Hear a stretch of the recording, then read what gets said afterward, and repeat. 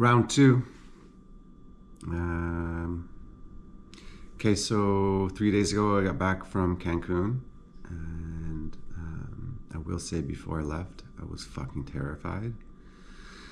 I was in Cancun for 10 days with my 2-year-old daughter and my partner, and before I left, the addict alcoholic mind started chatting shit. And I think it was because the last time I was in Mexico was when I was like 25, and I'm 40 now, and I was deep in the game, being a beast, and it was ugly to say the least. And I just was fearful that I was going to be able to not necessarily resist, but just to feel safe. And when you're in an all-inclusive, you don't know what kind of threats to your sobriety or emotional instability could arise.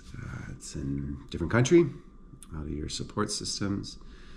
And for me, we were in a city called Puerto Morales, about half hour from the airport of Cancun South, kind of halfway in between Playa del Carmen and Cancun.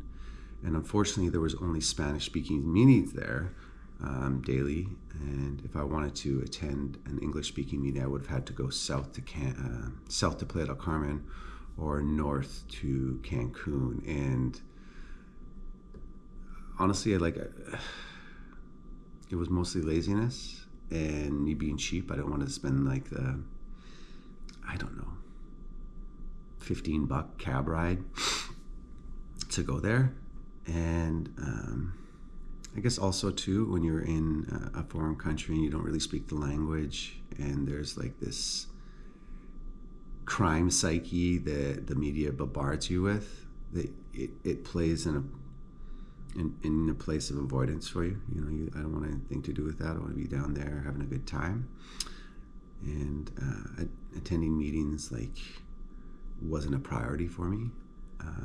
But what I did do is I made sure that I kept close to God. I practiced step 11, and I made time for prayer and meditation, and have some time in solitude, and that was super helpful for me. Just turning down the crazy volume of the noise that's always between my ears, and also I listen to podcasts like this recovery radio podcast that I listen to. I use iPhone, so I'm not sure you would access that with your Samsung or Androids, but it's awesome. And there's YouTube, get access to Wi-Fi everywhere, even though you may not have cell phone connectivity. Also, because you're being cheap, you didn't want to spend, for me, $15 a day to roam home.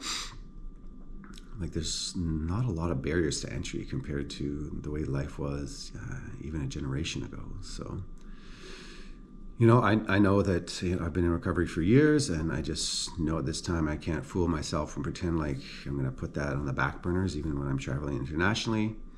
And it's still a huge part of my life. So for those two who are traveling, you don't have to worry about it. You can just set up some constraints that you get to work with, and really hold a mirror to yourself with what you're comfortable with. And if you're going with friends or a partner, communicate that with them.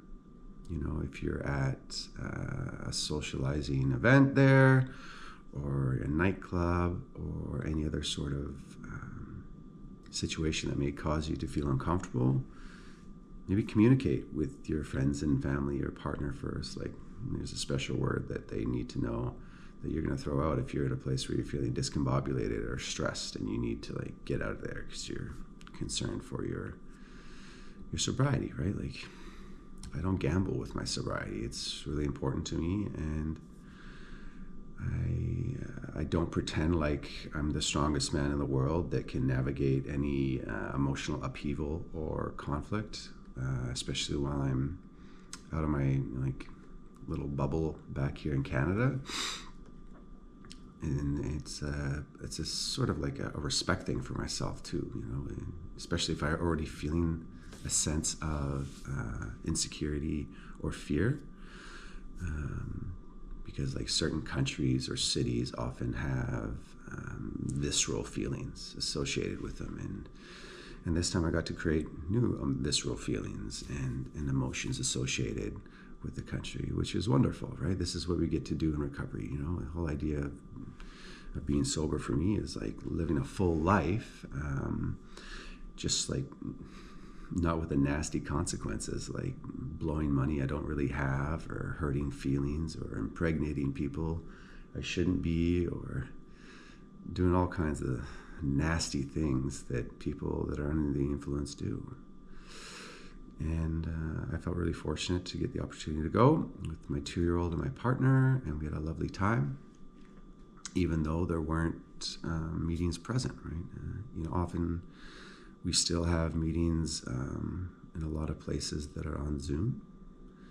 And I think my message today is like, you know, strengthen yourself by traveling and seeing what bubbles up for you in different countries.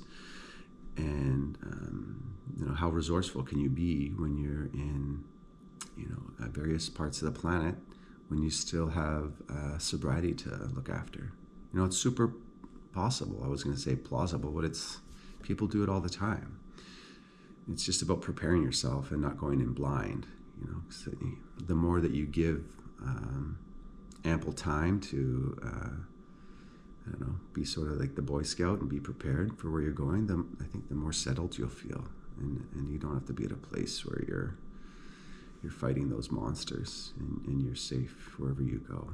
You know, there's lots of people, I'm sure, in your own circle that you could notify and let them know if you're in a tough position that, you know, you might need their support, whether it's a FaceTime call or, you know, just an encouraging text message while you're out of your support system and network.